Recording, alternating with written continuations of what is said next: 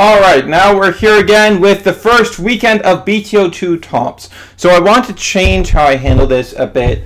Instead of covering this on Fridays, I'm going to be covering it on Mondays, even though today's a Wednesday. I was on my way back from regionals, that's why it went up Wednesday. But regardless, I want to cover these on Mondays going forward and actually make it weekly now. Because the main reason for that is that most of the results that we get each week come from the weekend. So I want to cover them as soon as I can after that weekend, and most of those results are already in. So yeah. With that said, let's get into it. So these are going to be covering the results from Friday to Sunday of release weekend of BTO2. Yeah. So looking through the locals results, which we got about 36 of on this opening weekend, we have 3 Royal Paladin results, 5 Kagro results, 6 Oracle Think Tank results, 3 Nova Grapplers, 2 Spike Brothers, 4 Dimension Police, 1 Grey and Blue, 3 Aqua Force, and a whole lot of Shadow Paladin.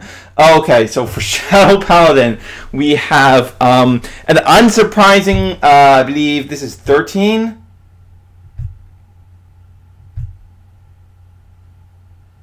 This is 15. It's 12 discounting the 2 less than 8 people events in the team tournament. So these are a lot of results. These are still all running Blast of Dark, which I've done videos on why I'm not a big fan of that card. But considering its release weekend, that's completely unsurprising. Like Oracle Think Tank in week 1, those decks were still running Silent Tom. So like early week 1 results are generally pretty unformed, so we'll see how that goes going forward. Which is to say that the lists that we see here aren't necessarily optimized lists. However, it does give a good indication of how well the clan is doing. Murakumo here, this is very surprising. So at every event that we have participation from, Murakumo has been very low. Like so here at Toy Comp, we have participation, and they got 4 Murakumo here, which is actually one of the higher counts on Murakumo. That came second place. Dark Regulars were first place at that event. The big 2, the VGCS events we got. We had 1 team's VGCS and 1 singles VGCS. At the team VGCS, we only had 2 Murakumo. It did not top. And at the singles VGCS, we had also 2 Murakumo, and it came second place. In addition to that, Murakumo is very cheap right now, like 40 bucks USD. 4,500 yen is the price I've seen for decks on Twitter. So it's a very inexpensive deck. And with this amount of results, like this is Murakumo in locals results is the second best performing deck of the weekend, even beating out Oracle Think Tank. Even though Oracle Think Tank would typically be like, because it's an older deck and people are trying out new decks because it's release weekend, it's to be expected that would drop down a bit. But even in the first weekend of EBO2, Oracle Think Tank still had the most results. So the competitive players are still sticking with it. Now, that might be different because it's Shadow Paladin, and Shadow Paladin, big hype. But, you know, that is quite a notable thing to keep in mind. Dark Regulars and Pale Moon on the local side, not doing so well. 2 for Dark Regulars and 1 for Pale Moon. Though, I just want to check something with the Dark Regulars lists. So the Dark Regulars lists for local side, we have yeah, that one's running Bear, and that one is also running Bear. So the thing with DI is that DI is one of the decks that isn't immediately obvious how to build it. There are a lot of traps you can potentially fall into with DI. So the thing with DI's lack of performance on this initial weekend, it might be because a lot of players might not be playing Bear yet, might still be figuring out the deck. Because like while it is still a team event, Dark Regulars still had 3 tops in the top 4 at the Cosmo VGCS, and that's a very meaningful result. No, this one did have bear. Yes, this had 3 bear. This is the second place list. It had bear, 2 bear, and this is the no. This is the 4th place list. Do I have these ordered incorrectly? No, this is the one with Grand Blue. Okay, 4th place, 2nd place, and then 1st place. We have 4 bear. So yeah.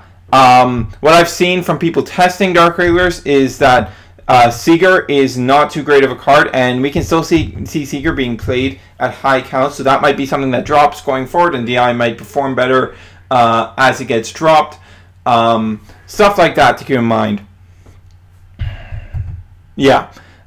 So like, while DI does not have a good initial showing, the 3 Team VGCS are something to keep in mind on, especially since, well, this 1st place one could have easily been carried because it's teamed with a 5-2 Oracle Think Tank and 7-0 Kygro.